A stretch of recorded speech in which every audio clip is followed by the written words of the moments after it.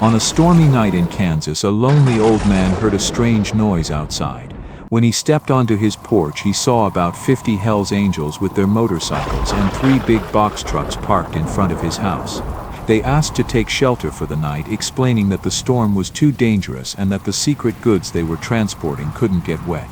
Although he didn't want to host them, especially with the suspicious cargo they carried, he reluctantly let them stay in his barn and secretly called the police. What he didn't know was that when the officers arrived the next morning, a shocking truth would be revealed, one that he would deeply regret. Morning came slow over the Kansas plains, turning the frost on the fence posts silver. The wind was low but constant, whispering through the empty cornstalks left from harvest. Tom Smith stepped off his porch with the same steady rhythm he'd kept for 40 years, boots creaking, hands in the pockets of his old brown coat.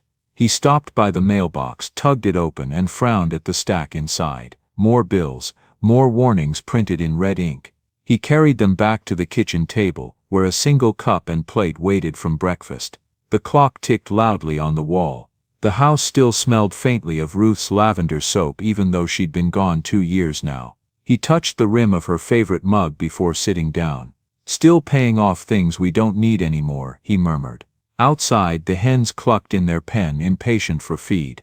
Tom sighed, pushed away the letters, and pulled on his gloves. He fed the birds, checked the water pump, and wiped his nose against the cold.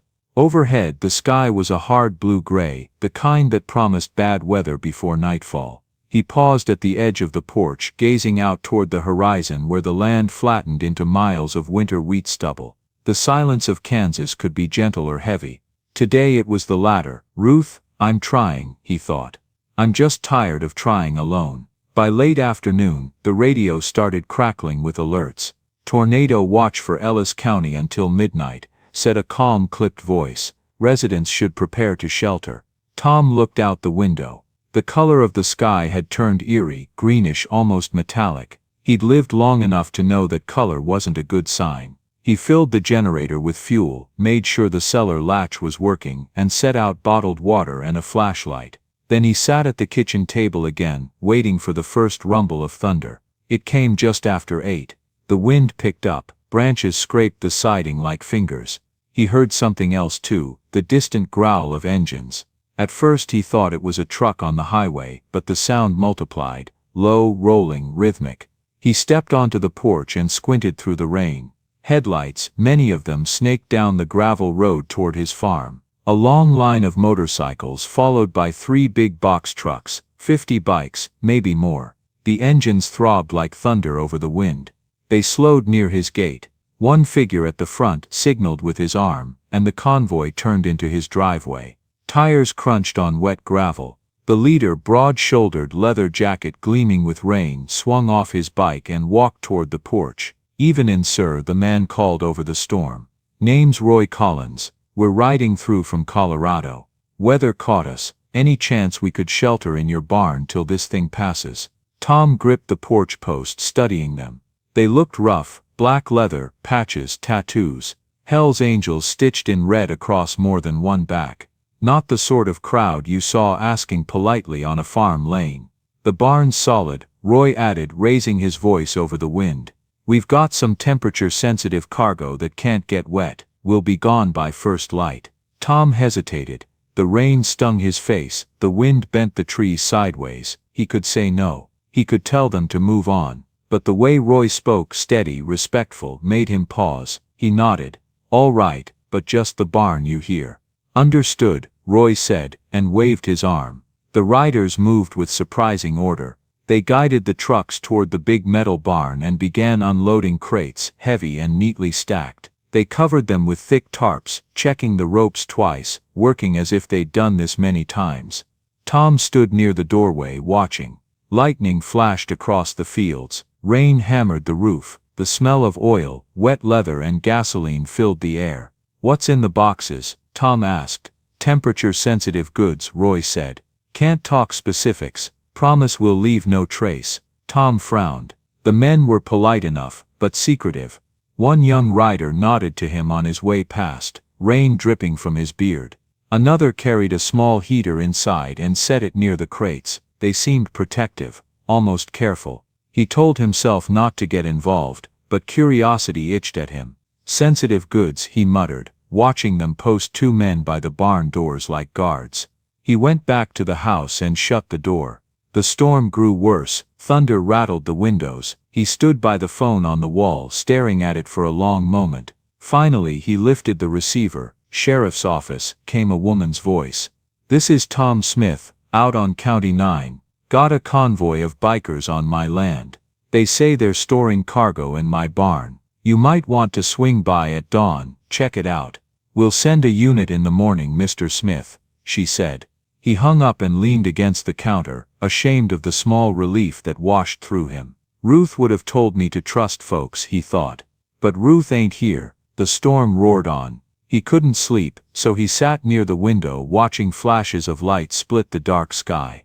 Around midnight he saw movement through the rain, riders hurrying to reinforce the barn doors, dragging tarps tighter, shouting to one another over the wind. Against his better judgment, Tom threw on his coat and went out. The gusts hit hard, pushing him sideways. A rider saw him and waved. "Need a hand, sir?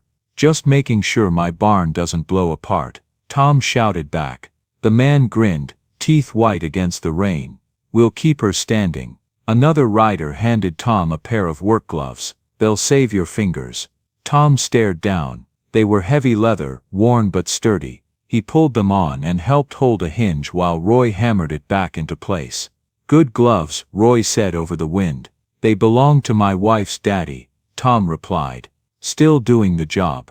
They worked like that for an hour, side by side. When the worst gusts passed, the riders tied down the last tarp and checked the crates again. Their movements were quick, efficient, almost gentle with whatever was inside.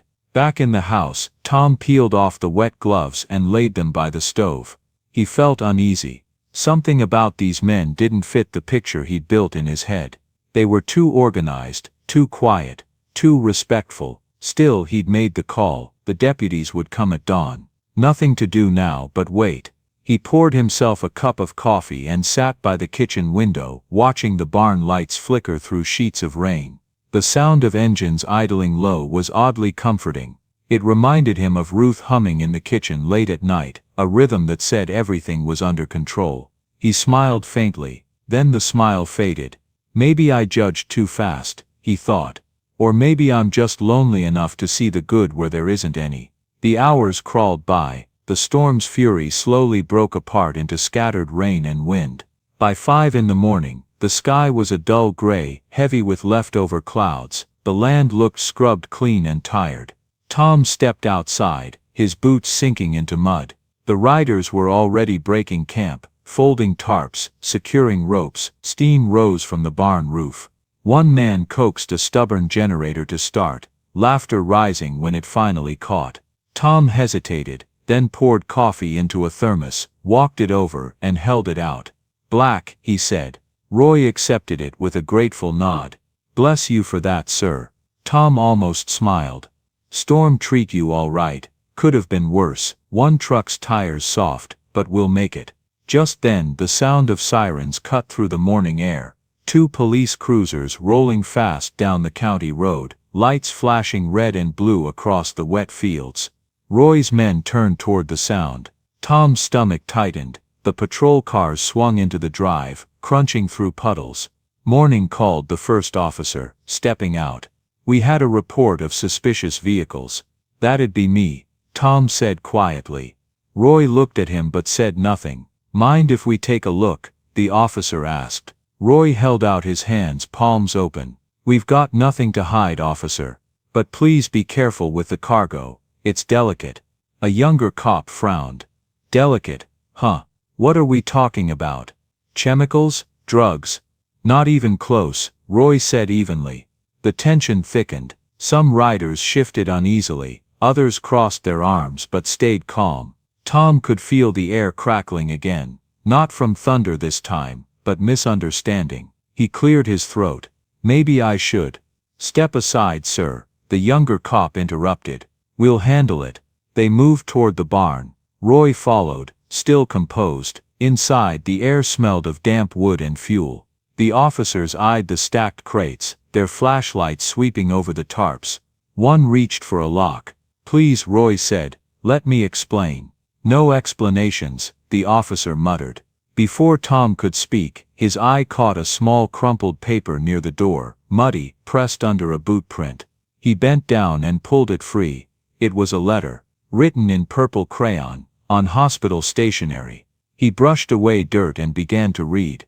"Dear Santa, I don't need anything for me this year. Could you bring toys for the other kids in the hospital, especially the ones in the cancer ward? I think they need it more. The men on the motorcycles said they help you. I think that's really nice. Love, Sophie, age 7. Tom's throat went dry. He looked up at Roy, then at the crates. "What's this?" the older officer asked. Roy nodded toward the letter. "That's one of ours. Fell out of the donation bag, I guess." Tom's voice cracked. "You're delivering toys?" Roy smiled faintly. "Riders for Hope, been doing it 20 years. We bring Christmas gifts to kids' hospitals every December. The storm caught us on the way." Tom swallowed hard. The younger officer froze, shame creeping up his neck. "Go ahead," Roy said softly. "Open one." They lifted the lid from the nearest crate. Inside were rows of brightly colored boxes, dolls, puzzles, soft toys, some medical-friendly devices in sealed plastic. A faint scent of new rubber and cardboard rose in the cold air. No drugs, no weapons, just gifts. Tom's stomach twisted. "God help me, I called the law on Santa's helpers." He looked at the officers. "They're telling the truth. Let him go." The senior officer cleared his throat, embarrassed. "Sorry for the trouble, folks. We'll be on our way." When the cruisers finally rolled off down the road, Tom stood there, hat in hand. The riders were quiet, packing up the last crate. "I'm sorry," he said to Roy. "I didn't know. I shouldn't have." Roy put a hand on his shoulder. "You protected your home. No hard feelings." Tom tried to speak, but his throat felt tight. "We've got a long drive," Roy said, smiling. "Next stop's Riverside Children's Hospital. Gotta make it by sunrise tomorrow." Tom nodded, watching as they started their engines. The roar filled the cold morning, shaking the wet air. One by one they rolled out of the yard, headlights cutting across the puddles. When the last truck disappeared down the road, Tom stood in the silence.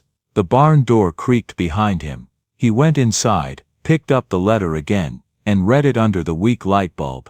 Purple crayon, uneven lines, a drawing of a smiling Santa, and a little girl waving beside a motorcycle. He folded it carefully, and slipped it into his shirt pocket. Ruth would have loved these people, he thought. She always said you can tell a person's heart by how they treat strangers. Outside, the wind had died down. The fields steamed faintly under the first hint of sunlight. Somewhere far off, a train horn sounded. Tom closed the barn door, and looked once more down the empty road. He whispered into the quiet, "Guess I still got a lot to learn about kindness." And with that he turned toward the house, unaware that this small mistake, the wrong call made on a stormy night, was about to change the rest of his life. The morning after the storm, Kansas looked washed clean but weary. Puddles mirrored the dull sky, and tree limbs littered the yard, like stray thoughts. Tom stood on the porch, coffee mug warming his hands, staring toward the road where the convoy had vanished hours earlier. The barn smelled faintly of oil and damp straw. Inside, a single glove one of the riders had left behind lay beside the door. He picked it up, brushed off the mud, and set it on a shelf. He could still hear the echo of their engines fading into the distance. The quiet they left behind pressed heavy on him. Maybe they're halfway to the hospital by now, he thought. Maybe they're handing out those toys already. He wished that were true. By late morning, he was repairing fence boards the wind had snapped when a faint hum of tires reached his ears. He looked up just in time to see 2 police cruisers slowing near his gate. His stomach dropped. Deputy Harris stepped out, hat pulled low. "Morning, Mr. Smith. Everything all right out here?" Tom wiped his hands on his jeans. "Fine. They left at dawn. We saw the convoy on Route 17, Harris said. Just wanted to be sure they didn't cause trouble." Tom shook his head. "No trouble, only kindness. I just didn't see it soon enough." Harris raised an eyebrow but said nothing. After a few minutes of small talk, they left. The gravel crackled under their tires, until it disappeared into wind again. Tom went back to work, but his mind kept circling the same thought: how quick he'd been to assume the worst. Ruth's words played in his head: "People surprise you most when you stop expecting much." He felt the shame of that call burn quietly behind his ribs. That night, the storm clouds cleared, leaving a hard frost that glittered under the porch light. Tom couldn't sleep. The letter from the little girl, Sophie, sat folded on the kitchen table beside his mug. He read it again and again, tracing each uneven word in purple crayon. He imagined her small hand pressing down too hard on the paper, the crayon breaking halfway through. He imagined her face when the riders arrived at her hospital, bringing the toys she'd wished for the other children. For the first time in months, his eyes stung not from wind or exhaustion, but from something softer. "You were right, Ruth. I judged them by leather and noise instead of what they were doing." He went to bed still thinking of Sophie's letter. The next morning dawned crisp and pale. Tom cooked eggs and toast, left them untouched, and turned on the radio for background noise. A farm report came first, then weather, then a local news segment. "Damage from last night's tornado system has been reported across western Kansas," the announcer said. A convoy of volunteer riders delivering Christmas toys was among those affected. Several trucks overturned near Miller's Creek, destroying hundreds of donated gifts. Organizers say they are still assessing losses. Tom froze. The announcer continued. Roy Collins of Riders for Hope made an on-air plea this morning, asking anyone able to contribute toys or funds to contact local stations. He said, quote, "We're running out of time. For some of these kids, this Christmas may be their last." The kitchen clock ticked loud as a hammer. Tom turned off the radio and stared out the window toward the barn. Inside that barn, the night before had been crates of toys, safe, dry and whole. Now they were splintered somewhere along the creek. He stood there a long while. Then he nodded once, like a man coming to terms with something he already knew. He started by looking around the house. What could he sell? What could he spare? Not much. The land was worth less every year, and most of the equipment was older than his grandniece. But then his gaze settled on the far end of the shed, the green curve of his father's 1952 John Deere tractor. He walked over, pulled back the tarp.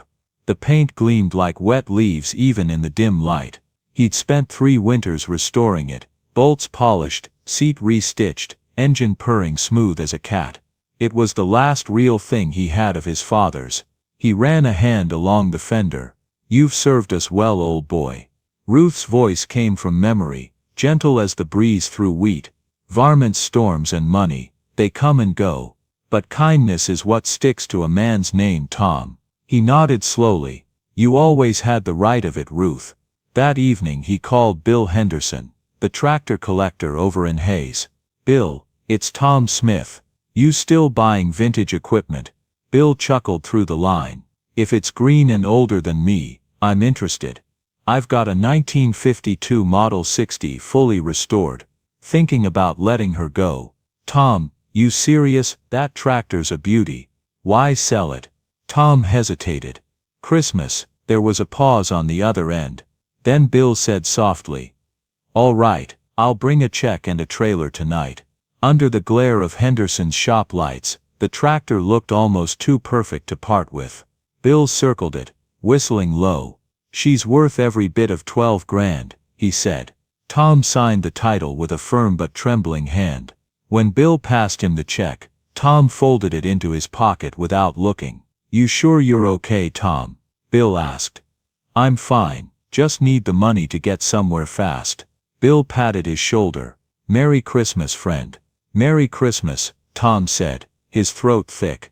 As Bill drove away towing the tractor, Tom stood in the driveway watching the taillights fade. The night felt bigger than usual. The stars above the prairie looked cold but clear. "Goodbye, Dad," he thought. "Help me make this count." He didn't sleep at all. Before dawn, he drove into town in his old pickup heater groaning. The first store he found open was a 24-hour discount mart on the highway. He filled one cart, then another: dolls, trucks, puzzles, building sets, coloring books, stuffed animals. A young cashier blinked at the mountain of toys. "All this for who, sir?" she asked. Tom smiled faintly. "Kids who could use a good morning." By noon he'd hit every shop within 50 miles, filling the truck bed high enough to rope down a tarp. When the cab couldn't hold any more, he stuffed the passenger seat with small bags of wrapped candy and new socks. At each stop, people asked questions, and more than one clerk slipped in a free item. Word spread fast in small towns. Before long he wasn't the only one loading boxes into the pickup. A man from the hardware store brought out a stack of toy toolkits. A waitress from the diner next door ran out with 3 teddy bears she'd bought herself. "God bless you," she said as he thanked her. "Just passing it along," he replied. By sunset the pickup sagged low on its springs. Tom fueled up, checked the map, and turned east toward Riverside County, more than 200 miles away. The road stretched dark and empty ahead, the horizon glowing faintly orange from distant towns. Snow flurries started around midnight, small and dry, swirling in the headlights. The wipers beat a slow rhythm. He stopped once for gas and coffee. The clerk, a teenager with a Santa hat, asked where he was headed. "Children's Hospital," Tom said. "That's a long haul tonight. Worth every mile." The boy grinned. "Merry Christmas, mister." "Merry Christmas," Tom answered, and drove on. Near dawn the radio crackled again. The same voice from before, Roy Collins, was giving an update. "We're still short on toys after the wreck," Roy said. "If anyone's on the road this morning, we're gathering at Riverside Children's around 8. Every little bit helps." Tom smiled through his fatigue. "You'll have a bit more than that, Roy," he said to the windshield. He pressed the accelerator gently. The old truck hummed, steady and faithful. "Hold together, old friend," he thought. "We're almost there." As light spread across the horizon, the hospital came into view, a pale building with Christmas lights twined around its entrance. A row of motorcycles stood lined up outside, their chrome dull with road salt. A few riders sat slumped on benches, shoulders heavy with exhaustion. Tom pulled in beside them. The truck door creaked as he stepped out. One of the men looked up, eyes red from lack of sleep. "Can I help you, sir?" Tom lifted the tarp from the truck bed. The toys gleamed in the weak morning light. "Thought you might need a little backup," he said. The man's jaw dropped. "Holy Roy, you gotta see this." Roy Collins came out of the loading dock, limping slightly, face drawn with fatigue. When he saw Tom, he stopped cold. "Tom Smith," he said, smiling slowly. "Didn't expect to see you again." Tom reached into his coat pocket and handed him Sophie's letter. "You left this behind." Roy looked down reading, then looked up, eyes glassy. "We lost most of our load in the creek." "I heard," Tom said. "Sold my tractor. Figured this might patch the hole." For a moment Roy said nothing, then he stepped forward and gripped Tom's shoulder. His voice broke. "You sold your father's tractor." "Seemed like the right trade," Tom replied quietly. Roy nodded, blinking hard. "You just saved Christmas for a lot of kids, Tom." Inside the hospital, warmth hit like sunlight. Nurses and volunteers hurried about, decorating a small tree, arranging what few gifts they'd salvaged. When Tom and the riders carried in the first boxes from the truck, people began to clap. "Where did all this come from?" a nurse asked. Tom smiled. "From a bunch of small towns and some good folks who still believe kids ought to have a Christmas." The riders unloaded in silence, except for the soft rustle of wrapping paper and the squeak of boots on linoleum. When the last box was carried inside, Roy turned to Tom. "We couldn't have done this without you." Tom shook his head. "Looks to me like you already did the hard part." Roy chuckled. "You gave us the finish line." Tom smiled back, but inside he felt something loosen, something that had been knotted for years. Ruth's words echoed again, clearer this time. "What we do for others is the only thing that keeps." He looked around the ward, Nurses laughing, bikers stacking boxes, children peeking from doorways. For the first time since Ruth passed, Tom felt part of something living, something that didn't end when a person was gone. When they finished unloading, Roy clapped him on the back. "You staying to see the kids get their presents?" "If you'll have me, wouldn't have it any other way." Tom followed them down the hall toward the pediatric wing. The air smelled faintly of cinnamon and disinfectant. Paper snowflakes hung from the ceiling. Through the window of one room, he caught a glimpse of a little girl drawing with purple crayons. His chest tightened. That must be her. He smiled and kept walking, unaware that this Christmas morning, the one he almost ruined, was about to change everything. The pediatric wing was bright, but quiet, the kind of quiet that listens. Paper snowflakes hung from the ceiling on thin threads. Someone had taped cutout stars above the nurse's station, and a small electric candle flickered beside a bowl of candy canes. Tom walked beside Roy, boots muffled by linoleum, the smell of disinfectant and cinnamon mixing in the warm air. He kept one hand in his coat pocket, feeling the soft crease of Sophie's letter against his fingers, as if it were a small compass. A nurse in green scrubs greeted them. "Good morning, folks. I'm Denise, child life specialist. We can go room by room. Take your time, let the kids choose. Some are sleeping, some might not want much talking." Roy nodded. "Yes, ma'am." He looked at Tom. "Ready?" Tom took a breath and nodded back. "You asked for a chance to help. Now do it right." They started at the far end, where the windows caught the thin winter sun. In the first room, a boy with a pirate hat and a pale face watched them over the rail of his bed. Tom crouched to eye level, knees popping a little. "Morning, Captain," Tom said softly. "You calling the shots today?" The boy smiled, a tired but real smile. He pointed at a toy ship with sails the color of fresh laundry. Roy handed it over with 2 sailors and a tiny anchor. The boy's mother wiped her eyes, and Tom felt heat rise behind his own. In the next room, a girl with a head wrap chose a painting set. "I like purple," she whispered, as if admitting a secret. Tom pulled out a box of extra brushes. "Purple's a good color," he said. "Strong. Shows up even when the light's low." She laughed quietly, a sound like wind chimes. They moved on, taking small steps, letting each room be its own world. Roy, who looked like he could bench press a motorcycle, untwisted doll packaging with patient fingers and swapped out batteries like a jeweler repairing a watch. The riders followed behind with carts, big hands moving gently, rough faces soft with attention. Nurses drifted in and out, smiling, directing, keeping an eye on the time and the tubes and the machines. Between rooms, Tom found himself touching the letter again. "You were right to write, little one. You told the truth before I could see it." He wondered if Ruth could see him now. He hoped so. He could almost hear her voice. "Don't rush, let them lead, Tommy. You're here to serve, not to fix." Down the hall, Denise paused outside a door with a purple drawing taped to it. Clumsy stars, a big round Santa, and a motorcycle with hearts in the wheels. "That's Sophie's," she said. "She's awake." Tom swallowed. His palms were damp inside his gloves. He knocked lightly and stepped in. The room was small but cheerful, the blinds open to a gray sky. A little girl leaned back against pillows, a knit blanket to her waist. Her eyes were bright.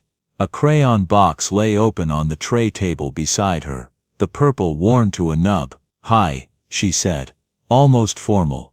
"Are you the helpers?" "We are," Tom answered, taking off his hat.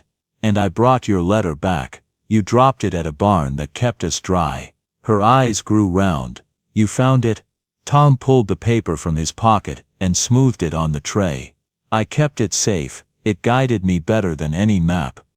She studied him with a seriousness that made him straighten his shoulders. "Do you know Santa?" Tom glanced at Roy. Roy grinned, eyes damp. "We know what he likes to see," Tom said. "Kindness, mostly." She nodded as if that made plain sense. "I didn't ask him for anything for me," she said, almost apologizing. "I saw that," Tom replied. That's how your letter changed things. Sophie looked at the boxes the riders were rolling past the door. Did the toys make it? She asked. They sure did, sweetheart, Tom said. Some got lost in the storm, but folks helped and we brought more. She smiled, small and satisfied. Good. What do you like? Tom asked. We've got a lot to pick from. She tapped her chin. I like animals. And colors. But the kids down the hall, some of them can't play long. We should pick quiet things, puzzles, soft things. Tom's throat tightened. You're thinking of others on Christmas morning, he said. That's a rare thing. Sophie's mother, who had been sitting quietly in a chair by the window, spoke up. She thinks about others all the time, she said softly. Sometimes I have to remind her to think about herself a little. Sophie shrugged, almost sheepish. Tom reached into a crate and brought out a soft white rabbit with floppy ears and a little ribbon. He's quiet, Tom said. And he listens. Sophie took the rabbit and pressed it to her chest. What's his name? That's for you to decide, Tom replied. She thought for a moment. Maybe Hush, she said. Because he's soft and you can tell him things. I like that, Tom said. Hush is a good friend. He stood to go, not wanting to tire her. Sophie touched the corner of the letter with one finger. Thank you for finding it, she said. I worried it got lost. Tom smiled. Some things don't get lost easy, he said. They wait until we're ready to see them. Back in the hall, he leaned his shoulder against the wall and took a breath. Roy handed him a paper cup of water. You all right? Roy asked. Yeah, Tom said. Just he shook his head. She's 7. Roy nodded, looking down the hall. Reminds me why we ride, he said. They kept moving.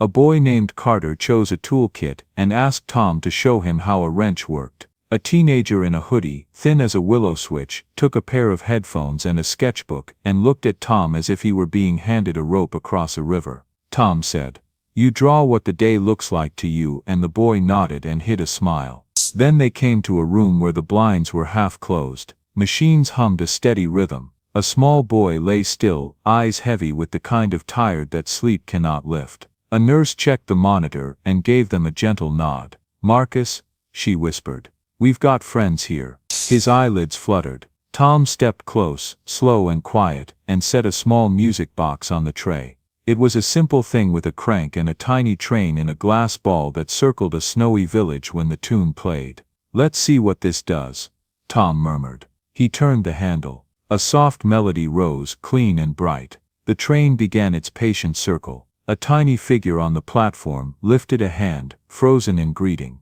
Marcus's mouth twitched at the corners. Just a hint, then a little more. The slightest smile, like a shy sun trying the edge of a cloud. There it is, Tom whispered. The nurse put a hand over her heart. Been a rough couple of days, she said quietly. You gave him something sweet to hold on to. Tom swallowed hard and kept the crank turning, slow and steady, as if speed might break the spell. Worth more than anything I ever owned, he thought. And the thought did not feel like a sentence he'd made up. It felt like the simple truth. At mid-morning, someone brought cinnamon rolls from the cafeteria and a pot of coffee that struck Tom as the very scent of relief. They stood at the nurse's station for a moment, catching breath. Through the glass the sky had changed to a soft, forgiving blue. Roy pulled a small envelope from his jacket and held it out. We took up a collection last night, he said. After the creek, folks sent money by phone too. It's not what you got for the tractor, but it's something. For you. Tom stared at the envelope, heavy with bills. He could feel the weight of it from where he stood. His mind did a quick trader's math. Heating oil due in 2 weeks, seed money for spring. The roof on the south side a little wavy. He closed his hand around the paper cup instead. Use it for gas and food, he said. You've got miles to ride. Tom, Roy said gently. You made a sacrifice. You don't have to be a hero about everything. Tom shook his head. The air around them seemed to sharpen into focus. He remembered the way the tractor had looked under the shed light, bright as a promise he had already kept. He remembered his father's big hand guiding the steering wheel when he was a boy. Ruth's laugh when the old engine finally turned over like it was young again. All of it slid into place behind a newer picture. Marcus's smile. Sophie hugging a rabbit named Hush. I did what I should have done, Tom said. voice even. Let's not undo it now. Roy studied him for a long second, then nodded and tucked the envelope away. All right, he said softly. All right. A quiet came over Tom. Not empty but settled. It felt like the click of a latch when a door closes right. He hadn't noticed how much noise he'd been carrying inside. Clattering worries, little arguments, a wind rattling loose tin. For a heartbeat, the wind stopped. Denise approached with a clipboard. We're almost to the end of the hall, she said. Room 12 is an isolation room. We leave gifts at the door and wave from the window so they can see. The little girl loves light and sound but gets overwhelmed by too much at once. I usually bring bubbles but we ran out yesterday. Tom looked down at the carts, thinking. We've got pinwheels, he said. We've got a small strand of battery lights. I could rig something. Denise smiled. That would be lovely. They stopped outside room 12. A small face peeped around the window shade, eyes wide, hair tucked under a cap. Tom crouched where she could see him plainly. He held up the pinwheel and turned it slow, letting it catch the hallway's faint moving air. He clicked the strand of lights on and wrapped them gently around the handle of a soft plush ball, then placed the bundle on the cart like a small glowing planet. Denise opened the door just enough to slide the gift inside while Tom waved, slow and friendly. The girl's eyes followed his hands. When the nurse set the lights on the tray, the girl clapped once and then put both hands over her mouth as if she had startled herself with happiness. Tom felt a pressure behind his ribs again, but it was different from the old ache. It was a fullness that asked nothing but to be allowed. They finished the last rooms just before noon. The riders returned the empty carts to the dock. Nurses tucked extra batteries and crayons into drawers for later. In the hall outside Sophie's room, Tom found a small space by a window where the sun warmed the sill, and he sat for a minute, letting the light touch the back of his hands. He realized he was smiling without forcing it. Ruth, he thought, you were right about everything that mattered. He could see her at a church gym years ago, tying a scarf on a child, that extra careful knot she used so the kid could undo it alone later. He could see her at the kitchen table with a list, counting not the money they had but the good they could do with it. That was the ledger she kept, and it had always balanced. Tom.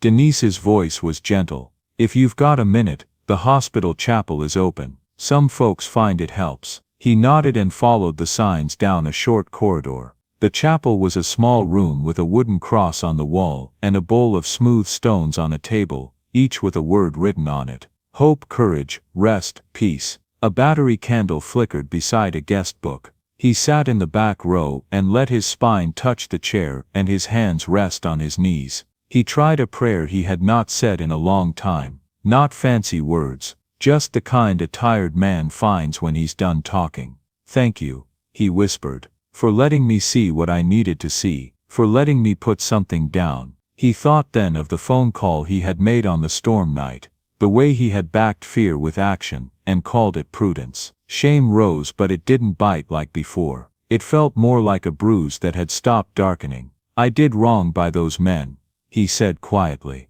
I judged quick and wrong. I'm sorry. The room listened. That was all. It did not scold. It did not excuse. It felt like a field after rain. He chose a stone from the bowl. Rest, it said. He held it in his palm for a moment, then put it back. Not yet, he said with a small smile. But soon. When he came out, Roy was waiting in the hall with 2 paper cups of coffee and a paper bag that smelled of something sweet. Cafeteria lady likes you, Roy said. Sent an extra cinnamon roll. Tom took the cup. She must be short on judgments, he said. Roy grinned.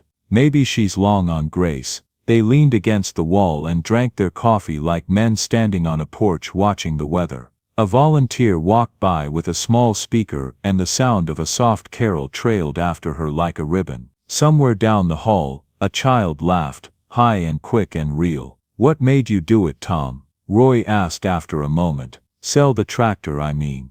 That's no small thing. Tom looked into his cup as if an answer might float up from the dark surface. I listened to a voice I'd been ignoring, he said. My wife used to say stuff is just stuff. I held on anyway. Last night I realized I was holding on to the wrong thing. What's the right thing? Roy asked. Tom lifted his eyes. People, he said. What we do for them. It's the only thing that keeps. Roy nodded, and for a second they were two men the same age. No leather, no patches, just tired faces lit from the inside by something steady. They were about to head back when Denise hurried up, a little breathless. We have a family arriving in 10 minutes, she said. New admit, long drive. The child gets overwhelmed by noise and lights. The best thing is a simple welcome, a soft blanket, maybe a toy that doesn't need instructions. Tom's mind went right to the inventory in the dock. We've got fleece throws, he said, and a box of plain wooden blocks. No bells, no whistles. Perfect, Denise said. Would you do the welcome? The parents are anxious. Tom and Roy grabbed the items and followed her to the lobby. The automatic doors opened with a whisper of cold air. A man and woman came in, carrying a small girl wrapped in a coat. The mother's face was tight with worry. The father's jaw worked as if he were chewing his fear to pieces. Denise made the introductions. Tom knelt a little, so he wasn't towering. Morning, he said. We're glad you're here. We saved you a soft spot. He spread the blanket over the nearest chair and set the blocks on the coffee table one by one, slow and calm. No rush, he said. You're not late for anything here. The girl peered out. Her eyes landed on the blocks. Tom pushed the first two together and then gently pulled them apart, so they made a quiet click. She leaned a bit toward him. He slid the second block across the table. She reached out and touched it with 2 fingers, then a whole hand, then set it down with care beside the first. The mother's eyes filled. The father exhaled, a long shaking breath. Thank you, the father said. We've been on the road since 2 a.m. She doesn't. He swallowed. She doesn't like surprises. Most of us don't, Tom said. But this is a good one. No one's going to rush you. Roy stood a little behind, arms folded, eyes soft. He looked like a guard at the gate of a quiet town, making sure nothing loud got in. When the family was settled with a nurse, Denise touched Tom's arm. That was exactly right, she said. He shrugged, a little embarrassed. Blocks are good company, he said. They don't boss you around. By early afternoon, the work shifted to stocking closets and labeling extras. Tom wrote art on one box and soft on another, and felt oddly proud of his block letters. The riders cleaned up the dock, stacked flattened cardboard, and swept stray ribbon bits into a bin. When the last receipt was taped to the log and the last toy tucked in its place, a small cheer went up.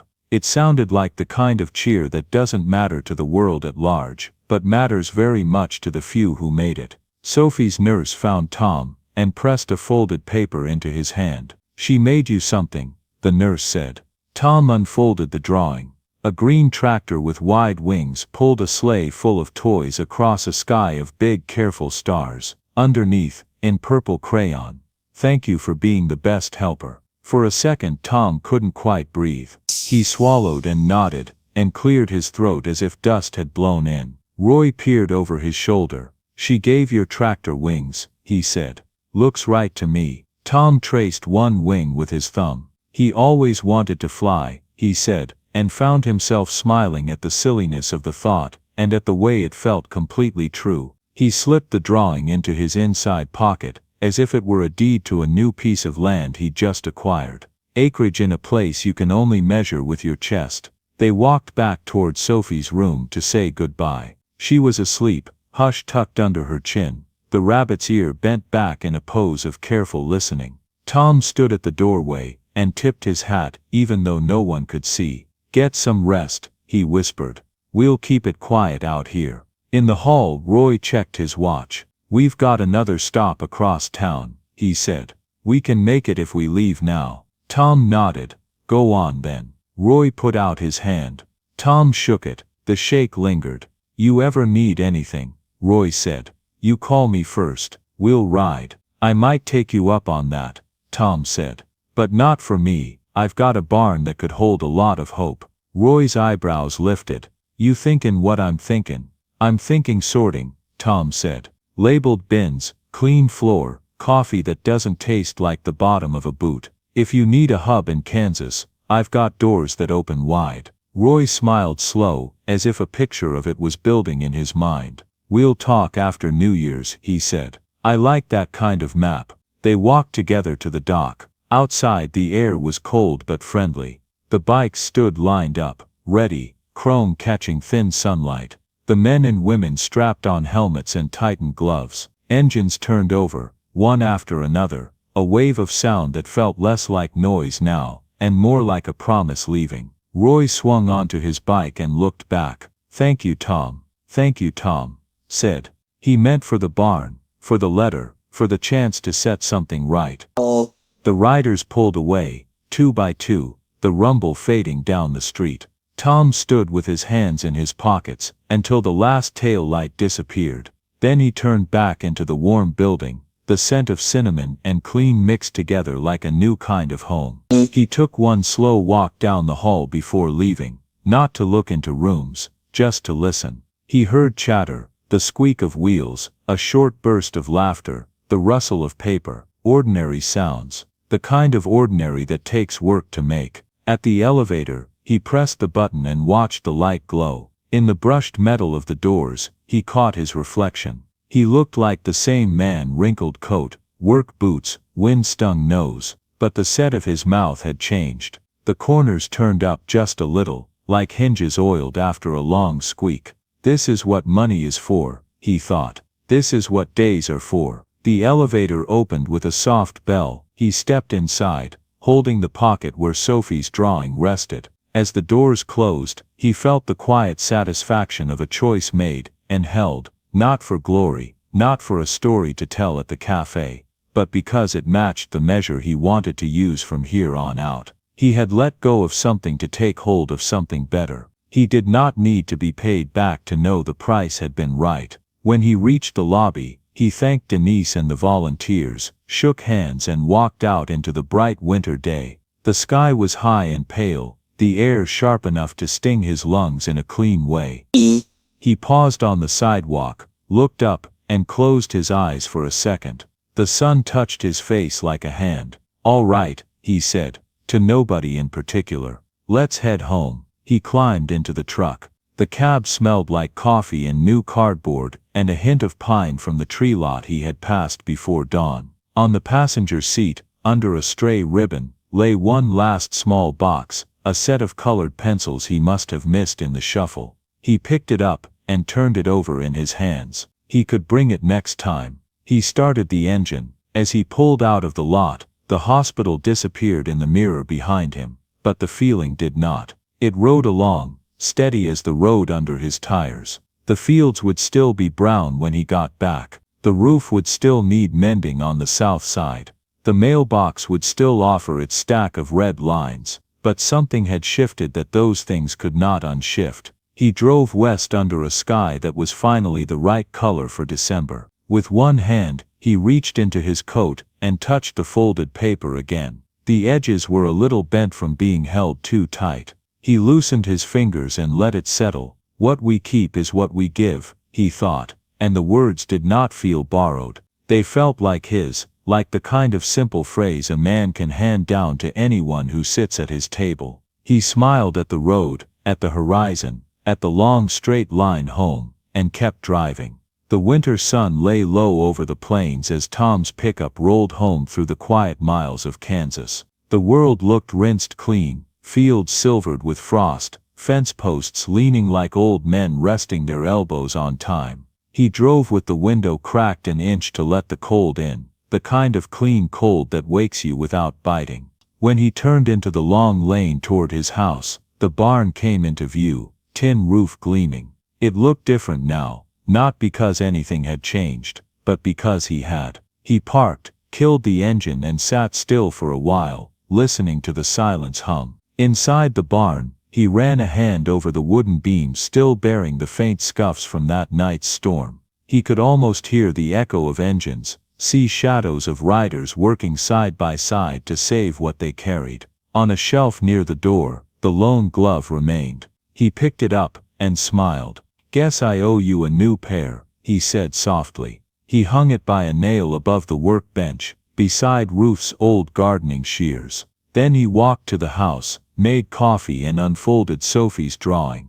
The green tractor with wings seemed to lift off the paper itself. Beneath the purple stars, the small printed words, "Thank you for being the best helper," looked steadier than before. He framed it in an old wooden picture frame Ruth had once used for a wedding photo and set it on the mantel. "Ruth," he murmured, "looks like we've got another angel around here." In the days that followed, the phone rang more often than it had in years. Reporters called from local stations, neighbors stopped by with casseroles and questions, and folks from 3 counties over mailed Christmas cards addressed simply to the farmer who helped Santa.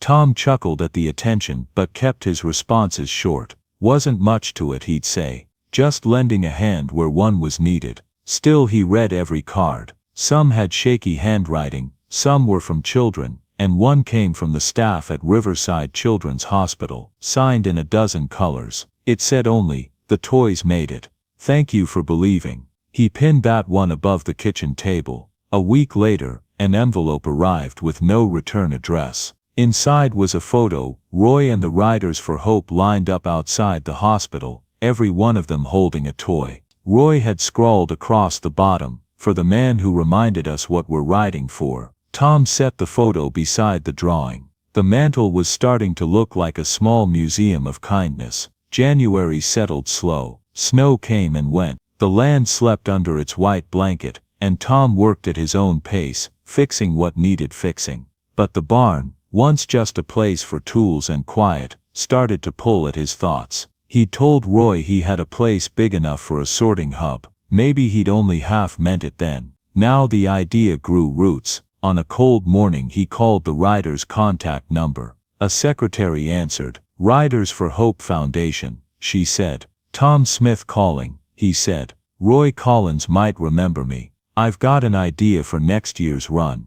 There was a pause, then a warm laugh. "Oh, he remembers, sir. Hold on." A moment later Roy's familiar voice came on the line. "Tom, I was wondering when you'd call." Tom smiled. "Figured you'd be busy saving the world." "Hardly," Roy said. "We're cleaning up after it." "What's your idea?" "Well," Tom said, "I've got a big empty barn with good walls and a solid roof, thinking it might serve better full of toys than full of dust." Roy was silent a beat. "Then you mean it?" "I mean it," Tom said. "We can make it a sorting center for next Christmas. Volunteers could help. Plenty of room for coffee too." Roy's voice softened. "You're something else, Tom. Let's make it happen." They planned through February, calling, measuring, sketching layouts. Word spread, as it does in small towns. By spring thaw, volunteers began arriving with boxes, shelves and paint. Someone donated tables from the old school cafeteria.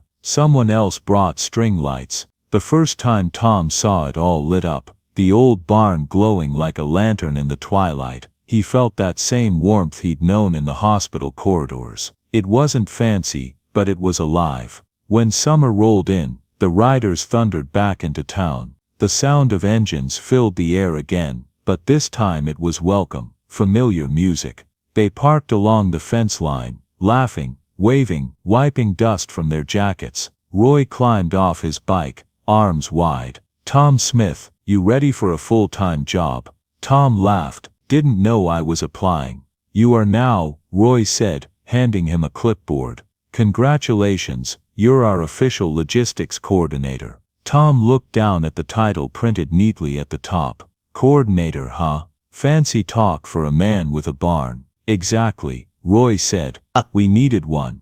They spent the next days sorting donations, rows of boxes labeled 0, 3 years art supplies, warm blankets and books. Neighbors stopped by to help, bringing pies and extra hands. The place smelled of coffee, sawdust and cinnamon. At the end of each day, they'd sit on the porch, watching the sun dip low, the air humming with crickets. The Riders teased Tom about his endless lists and his habit of double-checking every label. "Logistics boys," he'd say with mock sternness. "Can't spread hope if you can't find it." They laughed, and Roy would nod toward him. "Listen to the man. He knows." It was a good rhythm, steady, peaceful, meaningful. One warm June afternoon, Tom received a letter from Riverside Hospital. Inside was a note in purple crayon. Dear Mr. Tom, Hush says hi, I'm feeling better. Thank you for helping Santa. Love, Sophie. A photograph came with it. Sophie sitting up in bed, the rabbit tucked beside her, sunlight spilling over both their faces. Tom sat down on the porch step and read the letter twice, then again slower. He wiped his eyes and smiled at the picture, until the world blurred a little around the edges. He framed it too. By July, the riders had made the Smith farm their summer base. Children from the nearby school visited to help wrap presents, though Christmas was still months away. Tom found himself teaching them how to fold paper neatly, how to tie ribbon like Ruth used to, not too tight, easy to untie later. One boy asked, "Why do we wrap them so careful, Mr. Tom? They're just gonna rip them open." Tom smiled. That's the best part. For a second, when they tear that paper, they don't know what's inside, but they know somebody cared enough to make it special. The boy nodded solemnly. I get it.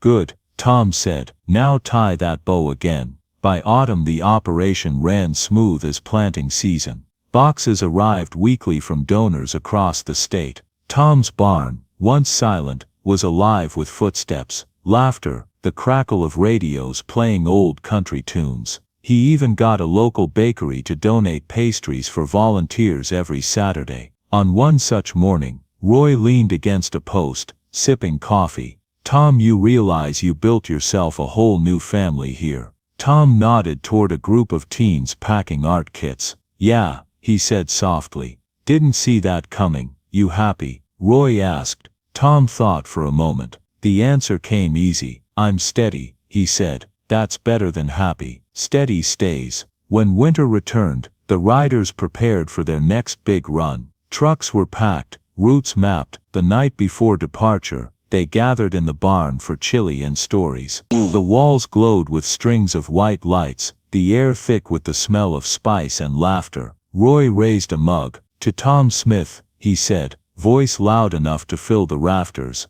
The man who showed us that kindness don't need a throttle, it just needs a start. Tom blushed under the applause. Now don't get carried away, he said. I just lent you a barn. Yeah, Roy said, grinning. And maybe a little heart to go with it.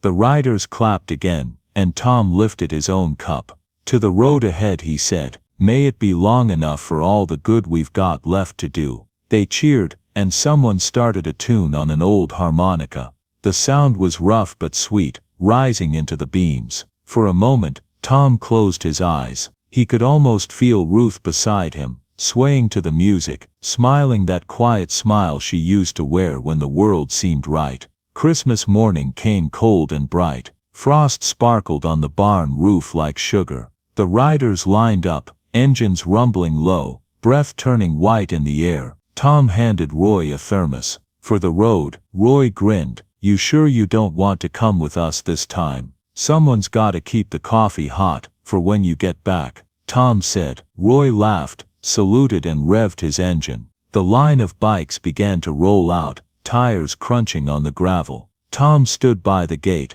watching them go until the last one disappeared down the county road. The sound lingered, soft and steady, like a heartbeat fading into the distance. He turned back toward the barn. The morning light poured through the open doors, catching on the ribbons and leftover wrapping paper scattered on the floor. He bent to pick one up, a strip of purple, the same color as Sophie's crayon, and tied it to the barn latch. Keep you lucky, he said. Then he walked to the porch, sat on the swing, and poured himself a cup of coffee. The steam rose in gentle curls. Across the yard, the wind stirred the frost into tiny whirlwinds that danced a moment and vanished. On the wall beside the door, hung Sophie's drawing, the photo from the hospital, and the riders' group picture. The green tractor with wings seemed to shine brightest of all. He rocked slowly, the creak of the chain matching the rhythm of his breathing. The house was still, but not empty. Somewhere in that stillness, lived every voice he'd met on the road to kindness. Ruth's laughter, Sophie's whisper, Roy's deep chuckle. He looked out over the fields, where new snow softened every line and fence post. The land rested easy, ready for another year. Tom smiled, the kind that starts deep in the chest and takes its time reaching the face. He lifted his mug slightly, as if in a silent toast. "Here's to you, Ruth," he said, "and to anyone trying to make a little light out of the cold." The wind stirred again, moving through the cottonwoods with a soft answering sound, half sigh, half song. Tom leaned back, eyes half closed, letting the winter sun warm his hands. The world felt wide, but not lonely. For the first time in a long while, he was at peace. Join us to share meaningful stories by hitting the like and subscribe buttons. Don't forget to turn on the notification bell to start your day with profound lessons and heartfelt empathy.